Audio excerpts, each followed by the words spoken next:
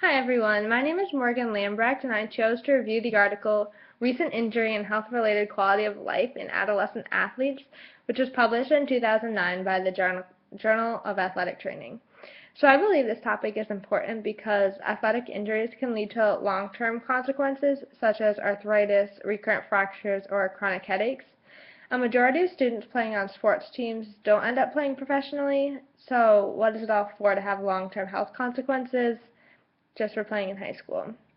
Um, a lot of high schools require sports or physical education classes during high school to keep their students active and to reduce the risk of obesity for our generation starting in high school. So there's a lot of organizations such as Play 60, which has students being active for 60 minutes every day. I find a lot of athletes now too have heart problems. You hear a lot of times a three-sport athlete was out for a run and had a heart attack and passed away.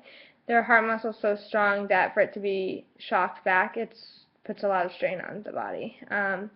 It's also important for parents to know their child's health-related quality of life could be affected by if they're being pressured into playing sports that they're not really interested in. So the article I reviewed was Recent Injury and Health-Related Quality of Life in Adolescent Athletes. The purpose of this article was to review whether or not adolescents living with self-diagnosed injuries have the same health-related quality of life as their uninjured peers. So like I said, a lot of schools require health class to reduce obesity, but this can lead to missed school or medical bills due to an injury. So normally, athletic injuries are examined medically, measuring clinically the outcomes, but instead, examiners believe that the injuries should be examined more on a patient-based outcome to see whether the treatments were effective in aiding long-term consequences. So health-related quality of life measures how a patient is affected physically, psychologically, or socially. So this experiment was done by conducting 3 surveys on 2 groups of students.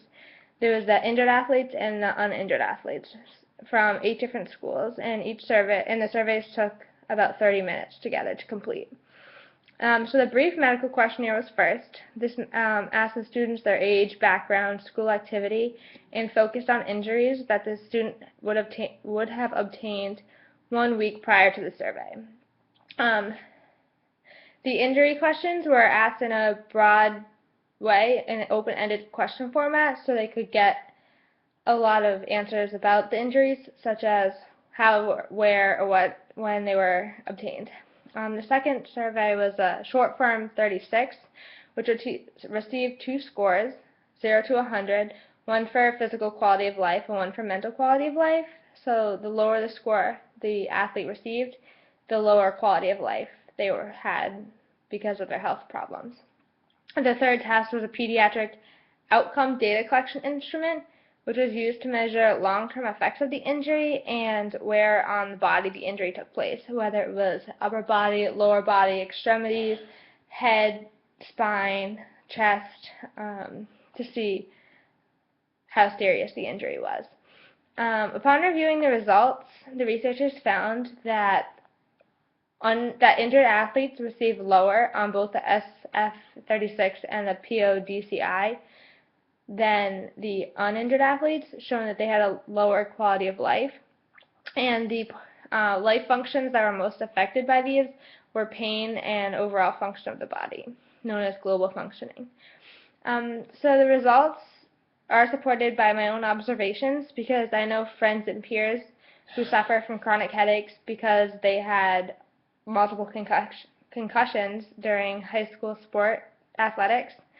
Also, a lot of adults I know have arthritis because of chronic injuries they obtained during their younger years. The only variable I believe might have been influenced is if the students were trying to be tough and say they didn't suffer from an injury, or if they were trying to make an injury seem worse than it was and say that they had an injury. But the researchers classified it as self-diagnosed injury, so this wouldn't be a variable.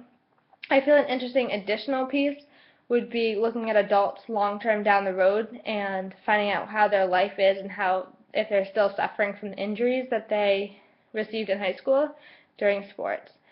I think the article plays a role on current health problems because we're encouraging students to become more athletic to reduce the risk of obesity, but if they do suffer from an injury, they have to be less athletic to help recover from their injury, so it can lead to long periods of inactivity.